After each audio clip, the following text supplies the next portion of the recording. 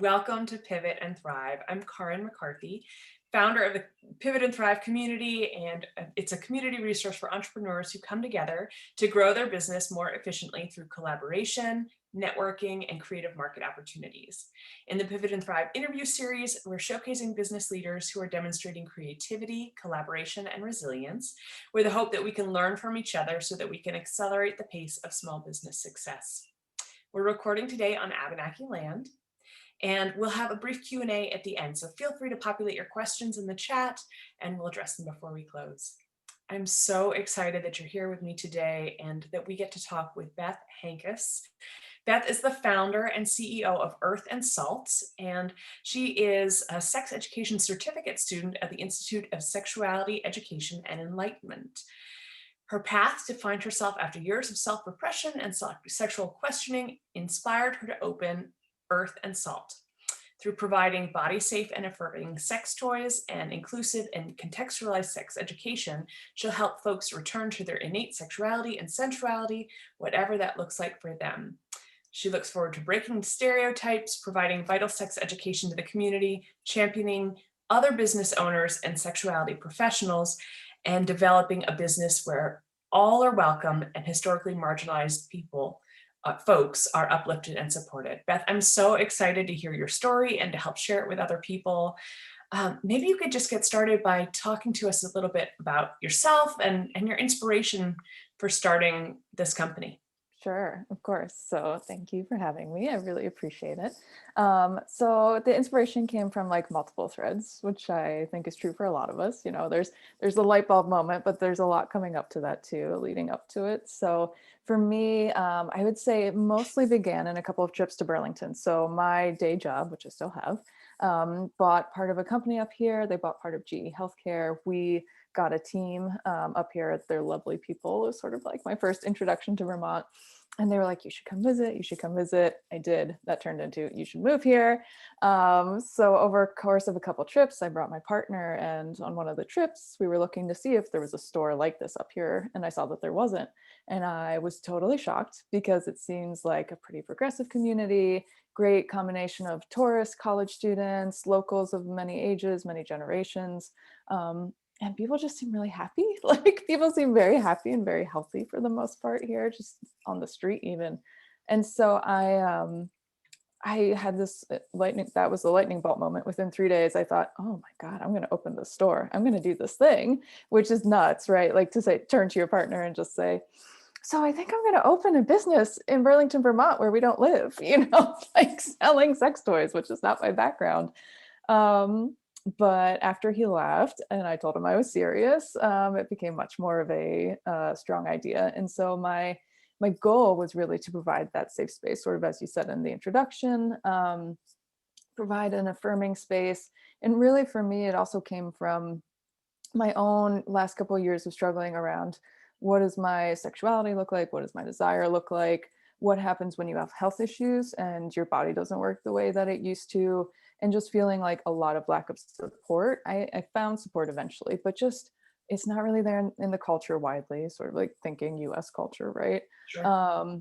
And most adult stores, like I'm comfortable with them, I've gone to them off and on, but I feel like either you get the really sort of like sketchy, uncomfortable, crammed with stuff you don't want, crammed with stuff that might not be safe for you, or sort of very austere type of store where you feel sort of safe, but you might not feel excited, right? Like the atmosphere doesn't tell you like pleasure, excitement, fun, right? It's just like clinical almost.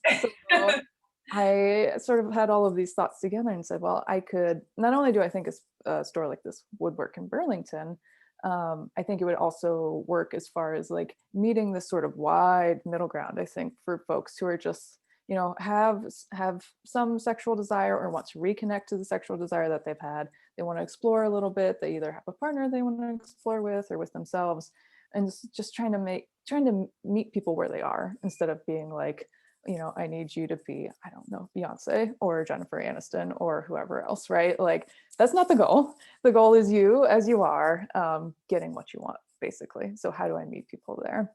And then the other sort of area of inspiration is my background is in art, actually. I've been an artist most of my life. And so all of my artwork was about sensuality and sexuality. And so all of this sort of came together and became this combustible idea that I've been chasing down since December 2019. That's so fantastic. I apologize. My mail is getting delivered, and so the beeping that's happening in the background. But it's incredible to take an idea from concept to actuality, and especially in pandemic times. So I'd love to hear how you took it from this, a visit to Burlington to creating your thing. And working in your space of joy and helping others to find it. So I'd love to hear a little bit about how that journey for you. Right. Yeah. I mean, the goal was to have a brick and mortar. And so that was the original idea. And I wrote a business plan with that as the idea. And I also just thought about like trying to make it a national brand versus something very local. Where do I want my focus to be? Um, I was lucky to find the Center for Women in Enterprise while I was living in Boston, and they have a Vermont chapter. And because of the pandemic, I was able to attend their business plan writing class. And so I got to meet some people in the area ahead of time. I got, direct help from people already in Vermont. And so I was able to write the plan, which was really fundamental. Like it's not fun. It's not fun to write the business plan, right? Like it's tedious. There's a lot you have to think about. It can feel intense to do it in a very short period of time, but then you get it done and you have your vision, you can act on it, and that's great. So I did that. I presented my business plan the night before we moved here, actually, which was like actually almost a year ago today, almost a year ago. So I did the business plan, finished it July last summer, moved, finally came to the area, which was great and exciting. So, I mean, the housing market was nuts, and I know we're all sort of dealing with the ramifications of that. And then the fall was building the website. So I realized, like, let me open online first. I don't know when I can do a brick and mortar. It doesn't seem anytime likely, thinking around from the August time period last year. And so spent most of the fall building the website. And I have such great reverence and, just my heart goes out to anyone who builds an online store. It's really time consuming. It's really difficult. I was lucky enough to partially buy another business that had been doing pop-ups in the area called Rocket Erotic. And thankfully the owners were like, oh, you need to set aside a lot of time. It's going to take you a long time to build that store. And it did. It took about 2.5 months, I think, because, the process is like, you have to figure out what products you want to buy. There's probably, I think every wholesaler I work with, and I have 3 now, carries between 20 and 40,000 products. So Holy moly. yeah, like what brands, and this is a lot of my behind the scenes work that I should talk about more. Is like I really try and vet the brands, I vet the ownership, I vet the products they're creating. And so my goal is everything I have is coming from companies people can feel good about shopping with. That can certainly change over time, so it's a lot of work to keep up with it too after the initial choosing of products. But that was that was an interesting piece of it. And so yeah, just built out the store, chose all the products, tried to find a bunch of local folks. And so that's when I started making a lot of local connections with vendors, because I want to, it's an interesting thing because the sex toy industry mostly is still run by white people. Unfortunately, I only know of one brand that's owned by people of color that makes sex toys in the whole US, which is pretty wild. Wow. Yeah. So, and they're a small shop. I haven't been able to work with them yet just because they can't handle a ton of different orders and a ton of different businesses. So I had an interest in working with, I want to have my vendors be like at least half either owned by women, people of color, LGBTQ folks. And so it was just like very time consuming to find those folks. Who do I feel good about? And then who locally are also some people I wanted to work with. So like Candace Taylor from Conscious Homestead, Raven from Eros and Arch, Braylon from Be Love Herbals. There's a woman in Canada, I'm going to forget her name, but she owns Zalish Medicines. So just sort of finding some local folks that I want to work with because I want to really support the local business community too. Oh, and there's also Dark Desires locally, who makes rope and rope wax, and then they have a partner who makes handmade wooden paddles, which is very Vermont and very niche. But so sort of going through that path of discovery. That was the fall. Launched the business online in January, and have been both serving the online business, and then probably since, when did I sign the lease?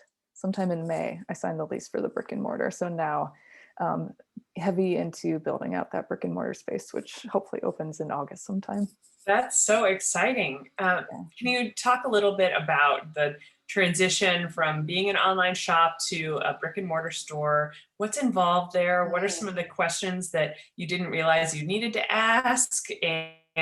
And maybe are there things that tips that you have that could Mm, help other business owners to skip a headache mm. just from what you've learned so Um, there's so many questions you're not gonna know ahead of time, which is hard. But I think, there's definitely value in the places like Vermont Collaborative because it's so easy to just stay in your own head and not ask these questions, and having resources you go to, like Alex from Nomadic Kitchen, who sells marshmallows.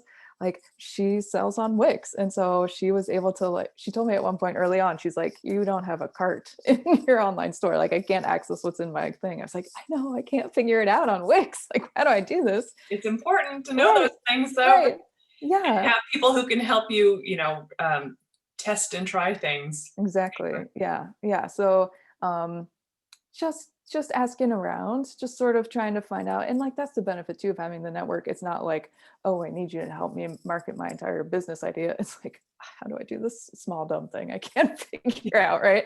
Like, I don't know, I just don't get it. So there was that. But moving from online to brick and mortar, it's completely different. It's a completely different marketing strategy. The interesting thing about my business online, which is very particular to this business, is that like Google ads actually really work for me, because if someone is searching for my types of products, they probably know they want to buy it already, right? They're pretty invested. They're not really, the prices are mostly the same from website to website. So they're just trying to find, where do I buy this thing that I'm already pretty interested in, or whether it's a type of thing or a very specific thing. Um, so that works. But now moving to a brick and mortar, it's much more about selling the vision, the experience of the store, just trying to bring people physically there.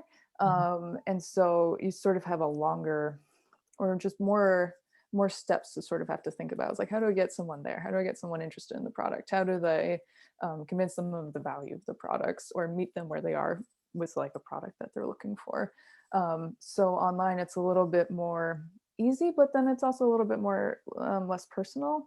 Mm. So like, I don't feel like I'm developing relationships with people in the way that I think I'll be able to in the store, and that's going to be valuable to me as a business owner. I think that'll be very satisfying. But online, it's a little less personal.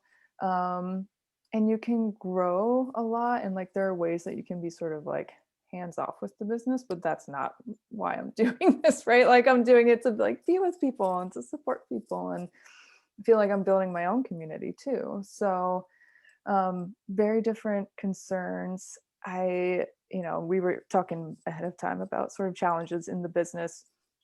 It's an interesting time to be online in this type of business because of the FOSTA and SESTA laws, which unfortunately I don't know what the acronyms stand for, but they were laws passed last year, and it was all about reducing sex trafficking, especially of children, which is a very noble cause, and of course should happen. But what it means is that the legal departments of a lot of online companies have gotten very skittish about allowing any transactions related to sexuality to happen on their platforms. So like, I can't advertise on Instagram, I can't advertise on Facebook, and that doesn't matter whether I'm online or in person. That's just not something I can do. But then also, like, I had a payment provider who canceled my account because they wouldn't handle transactions from a business like mine. And Wow. this happens for a lot of folks, especially if you're like a sex educator or a sex worker. It's even more difficult. Just thinking through all of these things, because yeah, I'm going to keep the online store open, so it's sort of working both paths and understanding that Why people might go to one or the other is very different. What they're looking for is very different. The type of interaction is going to be very different. You know, you get to a website, you just want to get to the thing, right? You know, you're not looking for a lot of exposition and like build up, right? Like you just want to buy the product. Whereas at the store, it's, you know, I want it to be very experiential. I want it to be a really fun place to come to. I want it to be an atmosphere. So it just requires a very different path to getting there, and emphasis on what I spend time on. Mm. I Yeah. think that's so essential that you already understand that there may be different audiences Mm, for uh, anonymity or accessibility right. or wanting to have that human connection in person to ask for what would work, and to be able to do both, I don't know if if you have the capacity, but it sounds like you are planning, and I think that's great. I mean, to be able to serve the community in both those ways. So you can show up for the locals with a brick and mortar store, and also for folks who can't make it into the shop, or choose not to, that they Right. can still have an affirmative experience or affirming experience in their online shopping experience. And you've Yeah. done a good job with your website. You have great Thank you. descriptions and it's really fun. Thank you. So keep up the good work. But I'm really excited to hear more about your brick and Mm, mortar store, what you're thinking about doing. You talked about like the models that you've experienced. How do you want your mm, store to show up? What's it going to look like? Do you put it right downtown where everyone's going to see it, or is it like right. around the corner where people Right. can sneak in the side door? What's your vision? Yeah. So is an interesting thing because I think I'm lucky in that I found a spot that has both ease of access. It is a street level access, but it is down a little alleyway. So it is both directly accessible, but also discreet. So I'm hoping I sort of meet people in both of those spaces. Like I would love someday to be, you know, downtown and, you know, um, wide open entrance on the street, but I don't know if we're all there yet, right? Like I think we all, that's not just whether I'm comfortable with it, it's whether, you know, customers are comfortable too. But it's in the ground floor of Karma Birdhouse, which is right by Perkins Pier. It's at the Oh, corner. cool. That's a Yeah, it's great space. yeah, yeah, and I'm very lucky because Giovanna is very supportive of the business, and you know that was one of my concerns. How do I find a landlord that's not only going to rent to me, but it's going to be okay with me being there? And I was fully ready to have landlords who are like, "Nope, not gonna like, not gonna allow you in this space because of what you do." So, very lucky that she's supportive, and it's gonna be hopefully just like very lush, very enjoyable. You know, my sense is if I can provide an atmosphere of pleasure, that will help people even in just being in the store understand that, oh, I feel differently. My body feels differently, right? And so that's even not that I want to be constantly giving lessons, but like that's something that I can sort of give people, right? Is like, oh, my atmosphere matters, my environment matters. And if I feel this great in the store, maybe how do I recreate that at home, right? And it's not even necessarily do I buy this product or not. It's like, oh, this rug is fabulous. Maybe I should add a rug in my room and I'd feel better. Or like this temperature feels really good. And, you know, just sort of creating an atmosphere that just gives people pleasure to be in to begin with. You know, this is the thing I can't believe about other stores like this is that no one's thought, how do I make this a pleasurable experience for the customers? I've never seen that in an adult store. Um, so that's a huge goal of mine. Just like I want people to feel wonderful when they're in the space. And so going to be using a lot of color. Obviously, I have like committed to neons today. I don't think I'll be full neons in the store, but you know, trying to make a mix of like comfort, but boldness, a feeling of lushness. It's going to be a lot of plants, bring in natural elements, and just make it hopefully a place that no one's ever been to before, at least as far as an adult store. Because I was lucky enough to go to London 2 or 3 years ago, and they have all these incredible stores and restaurants that are just like really beautifully decorated. And so I was thinking about that as sort of inspiration.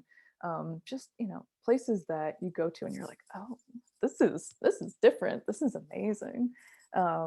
So that's not highly descriptive, but that's at least the feel I'm going No, I for. think I think that is a great description, and I think it really helps to draw the picture of how you want to recognize people as whole beings Mhm. and create environments where people thrive, and help people to live in their joy, find that joy, make it accessible and within reach, as you said. I love Right, that. So right. I love that your business itself is modeling that both with the online and the brick and mortar options, but also in the way that you show up and make choices about how you behave as a business, how you engage and what your brand stands for. So I love that. That's great. This has been such a challenging year for so many folks for so many reasons, but particularly for folks who are, maybe dating or would be Mm, dating, if not in a pandemic. How is your business, supporting community now as the world's opening back up? Like, what's the space that you're envisioning for your business as the world is going through all of these big mm, changes? right. I it's gonna be so interesting. It's really hard to predict, right? And I genuinely can't. But I think what I at least have sensed is like there's a total exuberance right now, at least in Vermont, around like where we are, that we can see people, we feel relatively safe. Certainly not true for everyone, unfortunately, but most of us seem to be feeling that way. And so I think there's an exuberance to return to people and return to being together in a various number of ways. I assume that the fall will come, winter will come, we'll probably calm down at some point a little bit at least. Um, and so I assume I'm not quite sure what I'll see. It's going to be really interesting. I'm trying to imagine what it might be because you could sense that people are going to be on more dates, that maybe there's going to be more partnering happening, but maybe not too. Like maybe people's standards have changed, right? Like how do you go through a year where you can't be around people and then jump back into right where you were? Like that's really hard. And I'm hoping for all of us that we have at least a better sense of what really works for us and what our needs are over this past year, because I think we were all pushed to the brink of like, I'm stuck at home with these people that I live with, whoever they might be, and I either need more space, I need like my alone time, I need different ways of relating with them. This can't just be like survival mode 24/7 in this house anymore. Or I need to have more people coming in from the outside world. So I'm hoping that most of us are doing at least a little bit of rejiggering around our relationships with people, whether it's sexual or romantic or just friendships, and hopefully advocating for what we need a little bit more after having been at the brink for a lot of us for a while. Totally. And so, I mean, I I am so into all the books I carry, and I feel like such a nerd being like, yes, I have sex toys, but have you seen my books? Because like I love my books, and there's so much we can learn and so much power and information out there. And especially thinking about that, like how do you renegotiate dynamics that you're in? That's a really powerful area to invest in, is just like your knowledge base of how to negotiate, how to deal with relationships. Why do certain relationship dynamics exist for you? Do you want to change them? How can you do that? So I don't know. I would hope that's an No, area. I think that's absolutely spot on. I mean, the whole world is going through a new exercise of consent, how Mm, we show up for ourselves and each other and what right, works and what we envision for ourselves might be very different in the post-pandemic, hopefully we get there, right. post-pandemic era. So I love that you have those resources. What are some of the books that you're most excited about right Yeah, now, or like little nuggets of information that right, if someone hasn't committed the time to read a full book, right. what's a little secret you would Mm. share with folks now that might inspire them to pick up one of those Right, resources? right. The two that come to mind, one I'm reading right now, one was one of the first books I read as I started to get into this entire mind space. The first one was Mating in Captivity by Esther Perel, and it's all about modern relationships and sort of how did we get here as a culture? How did we get to the ideals that we have, and what she would challenge in a lot of those ideas. And she's It's one of those books where you're just like highlighting every couple of sentences because she's a very concise writer and she's brilliant. She was a longtime couples therapist, and there's so much information in this book. It's short too. I think it's less than 200 pages. So even if you read a chapter, you'd probably get a lot out of that book. The other one I think I haven't put on my website yet, but maybe I'll do that this afternoon, is it's called Magnificent Sex. And it's so funny because this book was recommended to me and I didn't really look at it. And I was like, yeah, it must be one of those like canon pieces of work that's just been in the sex education atmosphere for a while. No, it was published last year. And apparently it's just like transforming sex education right now, because the goal for sex education and sexuality professionals, so sex therapists, people treating, was to get you to okay. That was the Mm. goal, like to deal primarily with sexual dysfunction, label it, and then get you to functional. That was the goal. And this What a bummer. brilliant, I know, what a low bar. But like you sort of like, if that's what you're being told and that's the only access you're being given, it makes sense that you'd be like, yeah, let's get to functional, perfect. But this woman, Peggy Kleinplatz, and a fellow researcher, they did all this research about people who have experienced magnificent sex. How do you characterize that? And then what leads to it, and what is it like for people who have experienced that.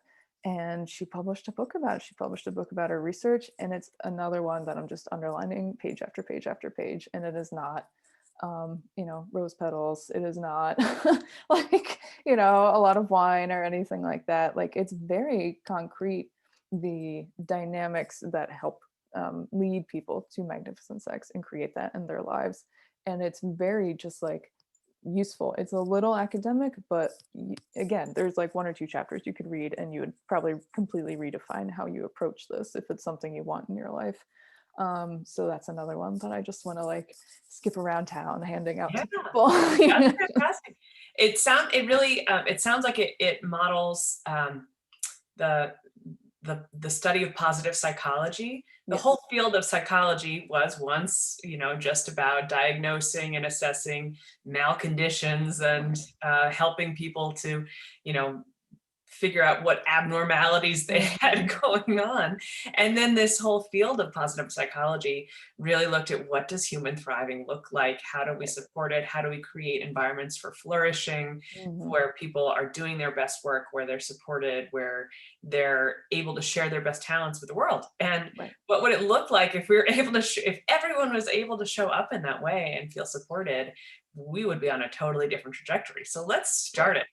And Right. thinking about that in relationships of all types, but certainly intimate ones, Right. it's great that this resource is now available and I wasn't aware of it. So thank you. You're welcome. Get some You're reading welcome. to. I It's appreciate that. spectacular. Yeah. Cool. I don't even know what chapter I'm on, but again, just so many underlines. So many underlines that I was like, I can't just underline the whole book. Like, it's just can't, it's pointless exercise. But That- ah, that's fantastic. yeah. As a business owner, Mhm. having a community is really powerful. You're new to this area. How are you finding inspiration? How are you connecting with people? What's the big source of energy for you in your business right now?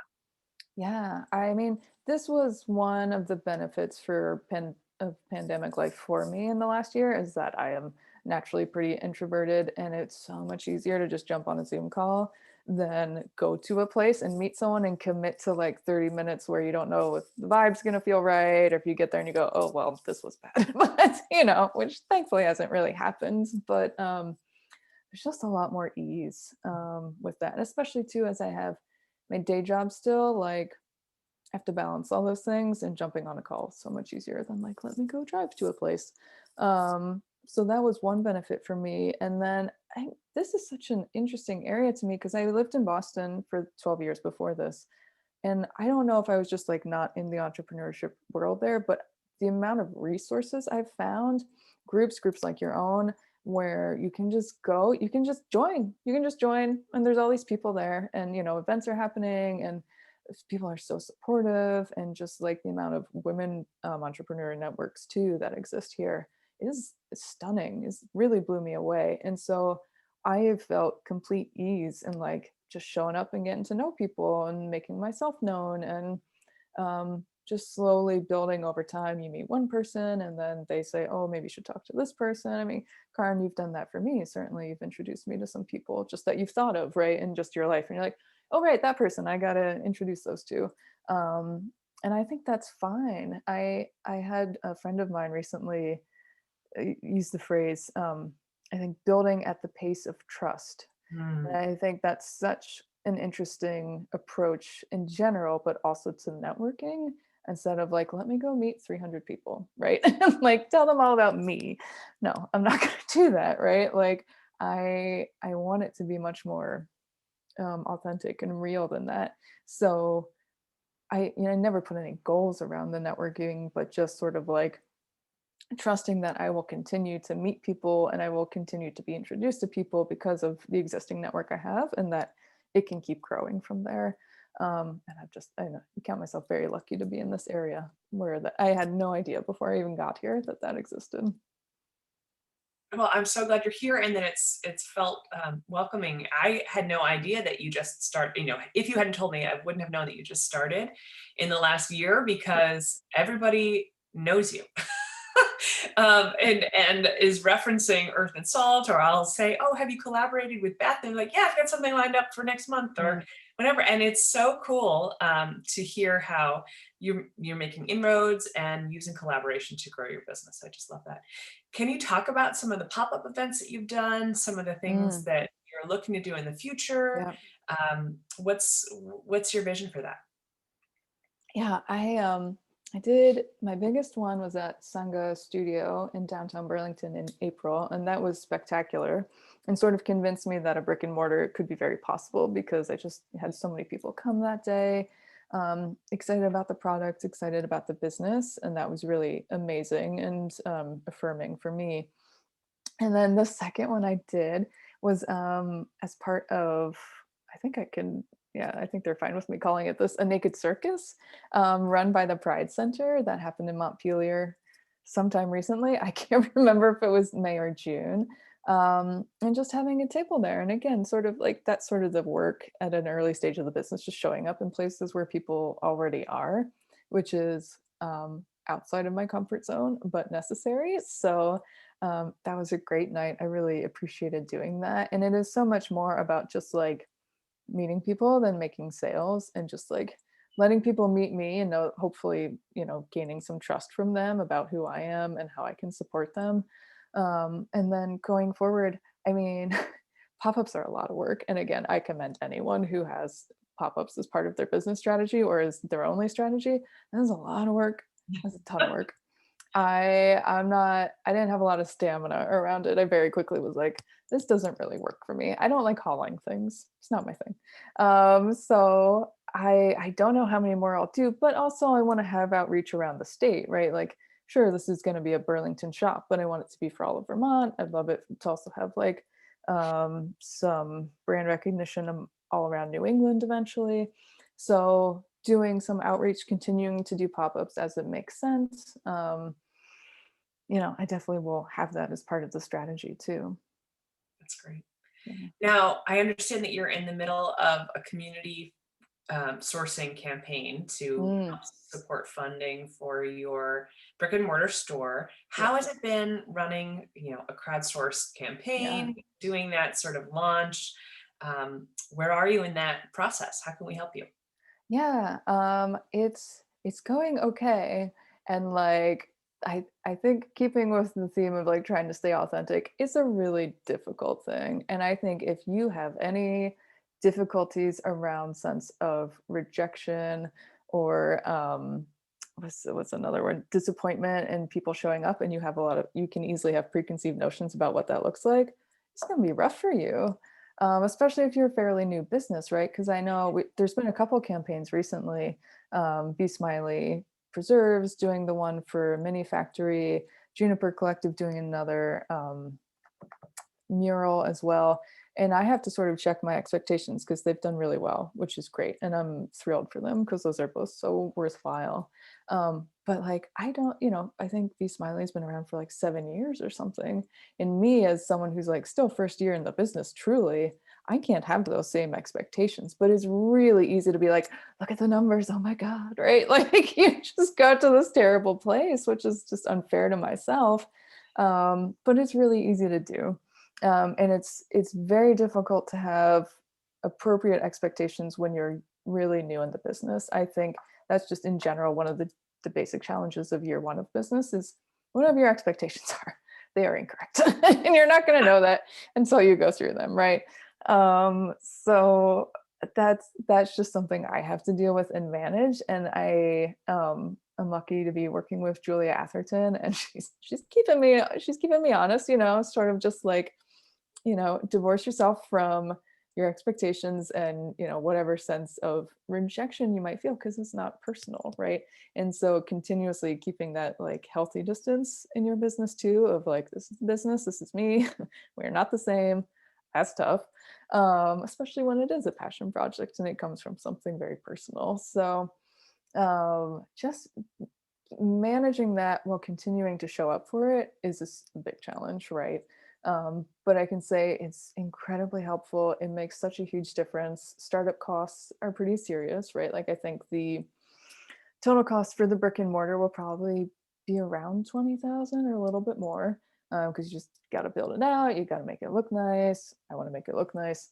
Buy inventory, and so it's a big cost. And I had to tell myself too, like it's worth asking the community to help show up too. Like no matter how much they do or not financially, it's also just sort of about sharing the vision, gaining excitement, hopefully gaining some new followers through it, followers in a general sense, not Sure. just social media sense.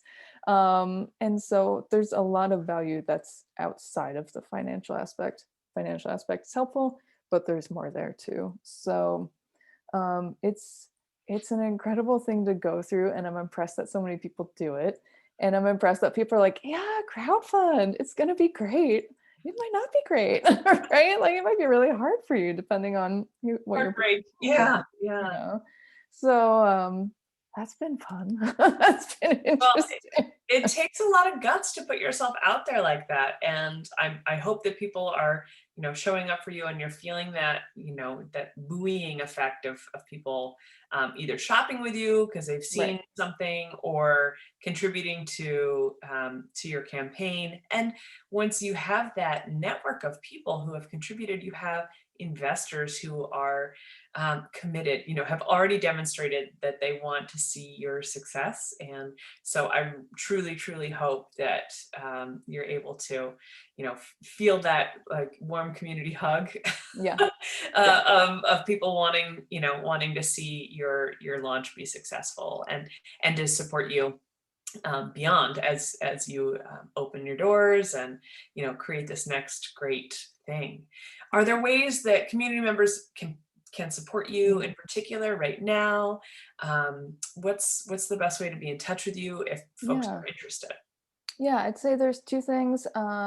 Primary is probably if you are interested, just getting on the newsletter on my website, because it is the best way to get direct information from me. And it is also the most, what's a good word for it? Consistent, I would say, because sort of along those lines of not being able to advertise on Instagram or Facebook, I could lose my account at any time. So that's a big one. But then also just like if someone's interested in the store, sharing that with someone they know who might be interested, because word of mouth is going to be huge for me, and spreading the word about the business. That's great. That's really good advice. And such a good reminder that, while we work so hard to build these online followings and social media spaces, that they really are not our own real estate. Yeah. So to think about, making sure if you don't already have second authentication, password Hmm. protection, don't use the same password, Yeah. all of those things Yes. to keep your account safe. And additionally, build up your newsletter list and engage your audience in other ways so that they know how to show up for you. So that's Yeah. such valuable advice and is worth repeating because it happens all the time, and I don't want it to happen to you or to anyone All else. right. So Yeah. that's really insightful. Thank you. Um, what are your hopes for your business? What's the impact you want to have Mm. as a business owner? I have a lot of big goals and they sort of range in scale, I would say. So, like locally, I do want to be that go to place for people either in Burlington or Vermont in general, where you can go and just find sexual wellness products that really suit you. And so, my hope too is, sexual wellness products, but also just anything that makes you feel good in your body, because I also have gender expression products for people, as well as just general apothecary goods because not everyone's able to experience pleasure sexually for whatever reason. And I want to make sure that folks who are in that state can also come to the store and find things that work for them. Um, Along those lines, like providing really great education that's helping to contextualize pleasure primarily, but also sex as part of daily life for people. Because I think society still really holds them as separate things that don't intermix for some reason, which is just not accurate at all. So, doing more educational resources on the website, but also in person, working with sex educators from BIPOC and LGBTQ backgrounds to be providing educational like webinars and trainings through the business, and just being like a hopefully great community resource for people in whatever stage they're at who are either wanting to connect to or reconnect to their sexuality and their pleasure. And from there, growing it, I'd love to be known all through New England. If it could someday be a national brand, that would be wonderful. I think my what motivates me and what I want to provide to this community, the entire nation really needs. So we'll see. We'll see in a couple years where I get to. But for now, just really focusing on Burlington and Vermont and becoming that trusted resource. Well, Beth, I'm so excited for you and really just grateful for the opportunity to have a conversation, hear your inspiration and what you're working on and building and how we can support you in making it a reality because I think you're right. It is something that the community needs and doesn't recognize. And Mm. so that you're doing it in an affirming way and representing marginalized people in the process, I think is just a really beautiful way to go about it. And so I'm excited to see your continued growth and success. And are there any questions that I didn't offer that you Mm. love, things that you want to share? And Oh. or if folks have questions, feel free to pop them in the chat.